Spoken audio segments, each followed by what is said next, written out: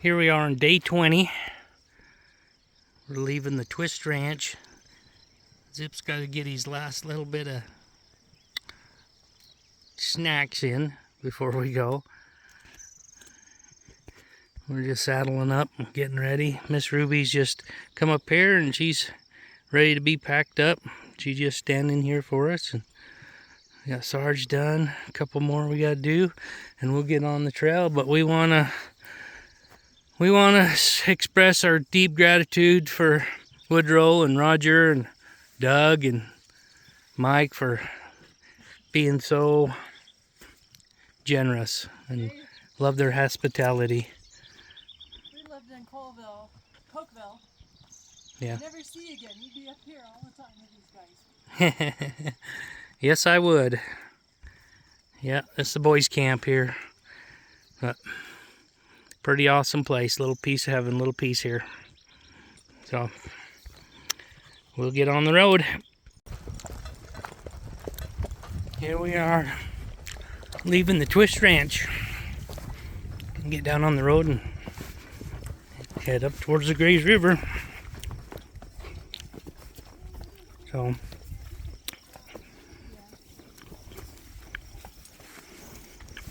pretty place, little piece of heaven. Here we are going by the Beck Ranch, obviously. Pretty cool. Got a couple miles up the valley here. This cool little old cabin down there. Somebody lived in it at one time. But this is a long old valley. It'd take us all day to get up to the top of it. But there's some pretty country. Real pretty.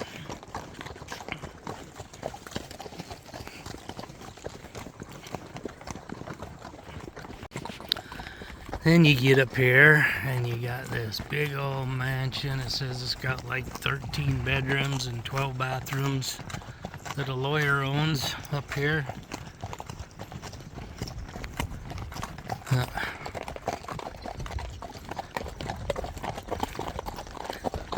That would be nice. I don't know what you'd ever do with that. As we ride by, you can barely see the top of that big place. Not much of it. They got it pretty well hidden down in there. We got a lot of sagebrush ahead of us. So, just riding this dirt road. Well, as we're riding up through the valley here, I got to thinking about the conversation that me and my little baby sister had. You know, and she said that, you know, how did you maintain your composure when you lost your pack horse? And I've done a lot of training. Let this car go by.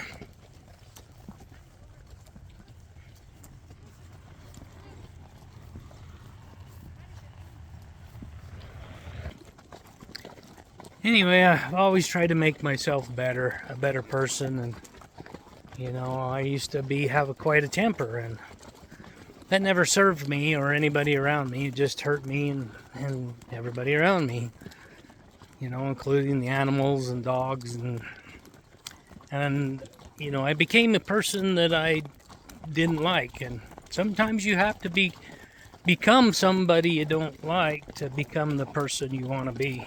And I feel like I've reached that point. And that morning when the pack horse got away, yeah, I had an agenda. I had an agenda that day, and to make so many miles, and I wanted to get up and get going and all that. But as soon as that pack horse ran away, my agenda changed.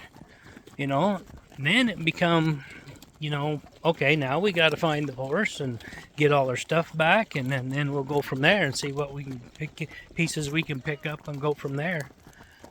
But so when my agenda changed, then nothing else mattered. But there's no sense in getting upset, no sense in throwing a fit. I just knew that, okay, now this is what we're doing. And life is like that. You'll be going down one road and come to a dead end, and you've got to either turn around or you got to take a different route. And there's no sense of fretting about it or getting upset, because you got to do it anyway. And there's just some things that have to be done. So yeah, I pretty much stay calm, and all right, we go to work on a different situation. So that's how I do it anyway. Life changes moment to moment, and live in the moment, and you will never be disappointed, because you can never guess what the future's gonna be. I mean, you can prepare for it, you can be outward focused in what's gonna happen, and cover your bases as much as you can, but you can never know exactly what's gonna happen. So as long as you stay aware and just live life, just be in the moment, be in your moment, and life will treat you good, and you'll be a lot happier, because it's a statistic that people spend in their mind in the moment 3.6% of the time. And either when they're not in the moment, they're either thinking about the future or they're thinking about the past. And when they're thinking about the future, it's creating anxiety. And when they're thinking about the past, they're creating depression. And so I invite you to take a look at that during the day. See where your mind's at. And right now on the trail, I've done a lot of thinking, and my mind has been in the future and the past. And so, but I love being in the moment, and hope you guys take, I invite you to take a look at where you're at in your mind, moment to moment. And the next time life just throws you a curveball, just step out of the situation for a minute and ask, why did that happen? Because life is made to set you up in lessons so that you can learn. And this is just another lesson that you can learn. So step out of it, learn the lesson, laugh about it, and have a great day. Talk to you in a bit. Well, change of agenda, just like I said. Lacey let go of her Mustangs, and now they're on the run, and I'm chasing them back to the next cattle guard. We've run about a mile so far. But, oh my gosh. I could get next to them, but I couldn't outrun them. So I'm just going to slow up right here and let them get to the cattle guard. When you got livestock, that gives you a license to cuss.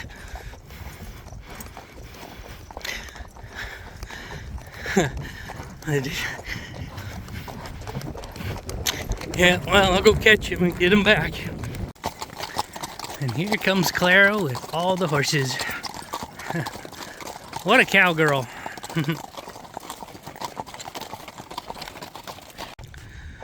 Well, we caught the horses, we got Lacey all put back together, and the road's turning more to a rutty road. End of the gravel across the county bridge.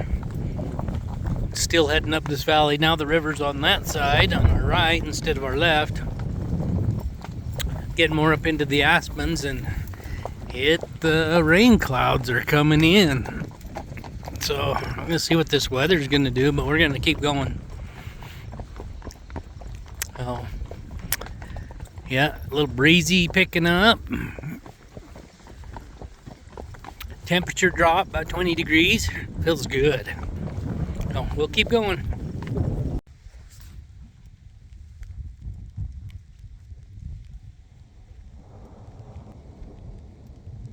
Yeah, no more said that, and a big old gust of wind come in, and it started sprinkling on us, so we got our rain gear on, and we're gonna bunker down and ride through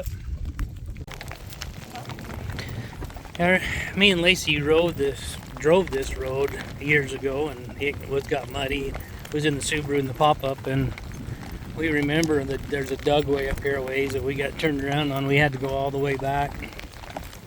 But yeah, it's still raining. It's turning to mud.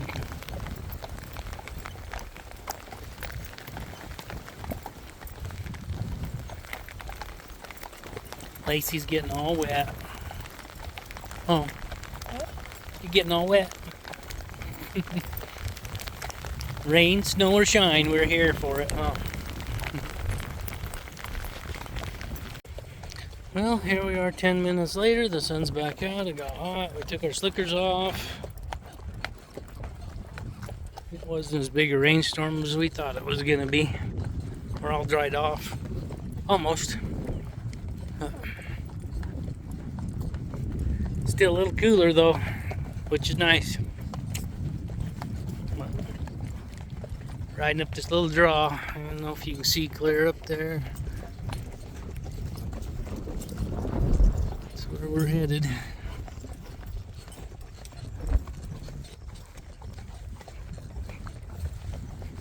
Still having fun though.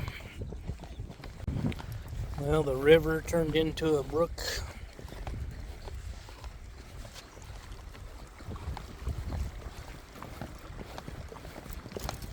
Pretty cool. The valley's starting to get narrower.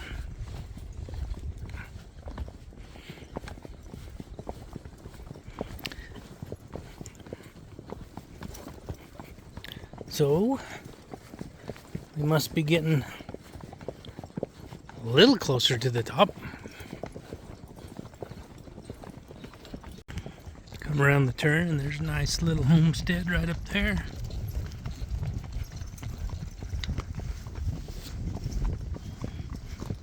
Going to be a few more mosquitoes though. Crossing another bridge. Makes me wonder if there's fish in there.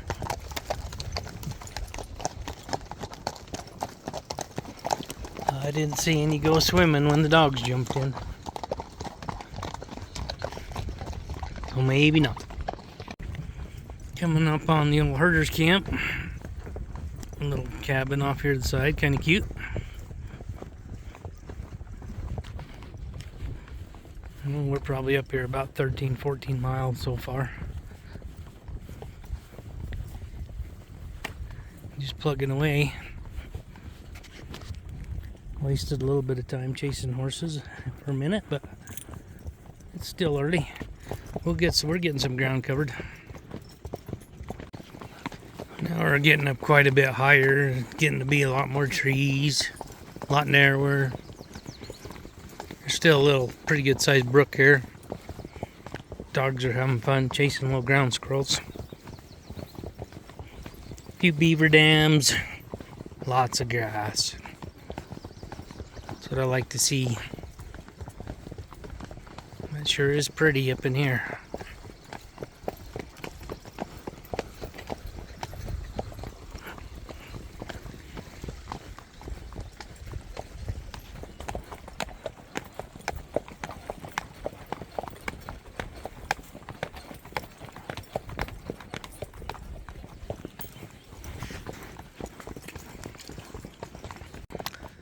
We're getting up closer to the top, and that's what it looks like.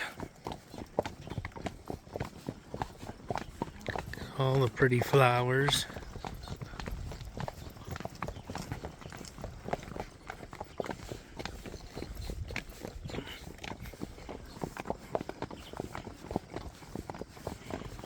Yeah, pretty cool. We'll be looking for camp here before long. Now we're coming down into some beautiful, come over a divide there. Now we're coming down into some beautiful meadows. Lots of grass. Looks like there's a spring A little bit of water running here. Beautiful.